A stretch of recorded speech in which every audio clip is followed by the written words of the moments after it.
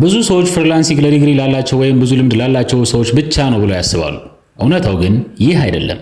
ዛሬ በዚህ ቪዲዮ ውስጥ ያለምንም ገንዘብና ያለ ልምድ ፍሪላንሲንግ እንዴት መጀመር እንደምትችሉ አብረን እናያለን። እስከ መጨረሻው ድረስ አብራችሁን ቆዩ። ቪዲዮውን ላይክ ማድረግ እንዳትረሱ፣ ቻናላችንን ሰብስክራይብ አድርጉ። ሰላም እንዴት ናችሁ? የስማርት መኒ ነው። እኔ ደግሞ አዶናያስ ነኝ። ከእናንተ ጋር አብረን ቆይታ ይኖረናል። ዛሬ በኢትዮጵያ ያሉ ተማሪዎች ያለምንም ገንዘብ ፍሪላንሲንግ እንዴት ሊጀምሩ ይችላሉ የሚሉትን መንገዶች አብረን የምናይ ይሆናል። ቆይታችሁን ከኛ ጋር አድርጉ። ለምን ተማሪዎች ፍሪላንሲንግ መማር አለባቸው? ይህ የመጀመሪያ ጥያቄያችን ነው።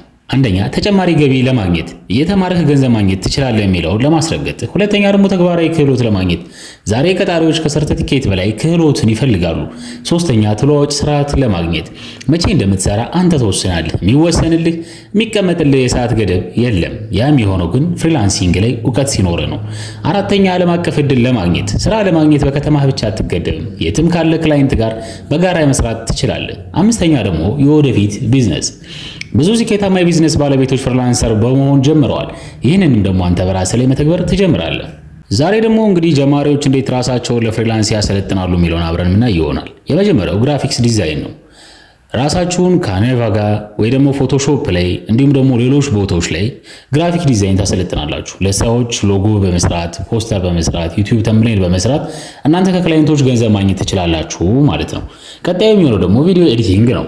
ራሳችሁን ካፕከትና ፕሪሚየም ፕሮ በማሰልጠን ዩቲዩብ ላይ ባሉ አጫጭር ኮርሶች ራሳችሁን በማሰልጠን ቪዲዮ ኤዲቲንግ መስራት ትችላላችሁ። ሶስተኛ ኮንቴንት ራይቲንግ ነው። ብሎግ ጽሁፎችን፣ ዌብሳይት ኮንቴንቶችን፣ ፕሮዳክት ዲስክሪፕሽኖችን እነዚህን እያዘጋጃችሁ ከክላይንቶቻችሁ ጋር ትለዋወጣላችሁ ማለት ነው። አራተኛ ሶሻል ሚዲያ ማኔጅመንት ነው። ፌስቡክ፣ ኢንስታግራም፣ ቲክቶክ እንዲሁም ደግሞ ሊንክድኢን የመሳሰሉ ፕላትፎርሞችን እናንተ ማኔጅ በማድረግ ለሌሎች ሰዎች እናንተ ማኔጅ በማድረግ ገንዘብ ማግኘት ትችላላችሁ። እንግዲህ እነዚህ ዘርፎችን እንዴት በነፃ መማር እንችላለን ወደሚለው እናልፋለን። ብዙ ሰዎች ለመማር ገንዘብ ያስፈልጋል ብለው ያስባሉ። በእርግጥ ተቀጥራችሁ ወይም ደግሞ የሆነ ቦታ በቋሚነት መማር ከፈልጋችሁ ገንዘብ አስፈላጊ ሊሆን ይችላል፣ ግን ያ ግዴታ አይደለም።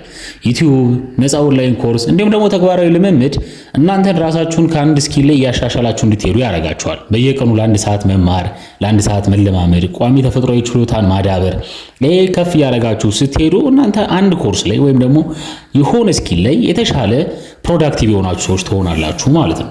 ራሳችሁን ካሰለጠናችሁና ራሳችሁን ካስተማራችሁ በኋላ ቀጣይ የሚሆነው ደግሞ ምንድነው? እንዴት የመጀመሪያ ደንበኛችሁን ታገኛላችሁ ነው። እንግዲህ እዚህ ጋር የምንጀምረው የመጀመሪያ ለጓደኞችና ለቤተሰብ መንገር ነው። እነሱ በአካባቢያቸው ያሉ ክላይንቶች ወደ እናንተ እንዲያመጡ። ከዛ ፌስቡክ ግሩፖች ውስጥ የራሳችሁን ስራዎች ማስቀመጥ ነው። ፖርቶፊላችሁን እዛ ጋር መበተን ነው። ቴሌግራም ኮሚኒቲዎች ጋር፣ ፋይቨር እና አፕወርክ ጋር ማመልከት፣ እንዲሁም ደግሞ የአካባቢ ቢዝነሶች ጋር እርስ በርስ መነጋገር ነው። ከሌሎች ከእናንተ በፊት ቀድሞ ከጀመሩ ሰዎች አብዛኛውን ጊዜ ጀማሪዎች በጣም በትልቁ የሚሳሳቱት ነገር ቢኖር በአንድ ጊዜ በጣም ብዙ ክህሎቶችን ለመማር መሞከር ነው። ኮዲንግ፣ ግራፊክ ዲዛይን፣ ራይቲንግ፣ ቪዲዮ ኤዲቲንግ ሁሉንም በአንዴ ለመማር መሞከር ምንም ላይ የተሻለ ክህሎት ሳይኖር እንዲቀር ያደርጋል። መጨረሻ ላይ ምንም ላይ ብቁ መሆን አለመቻል ይመጣል። አንድ ክህሎት መምረጥ የተሻለ ነገር ነው። ስለዚህ መጀመሪያ ምን ታደርጋላችሁ? አንድ ክህሎት ትመርጣላችሁ፣ እሱ ላይ ታተኩራላችሁ። ከዛ በዛ መሰረት ላይ የመጀመሪያ ደንበኛችሁን ታገኛላችሁ ማለት ነው።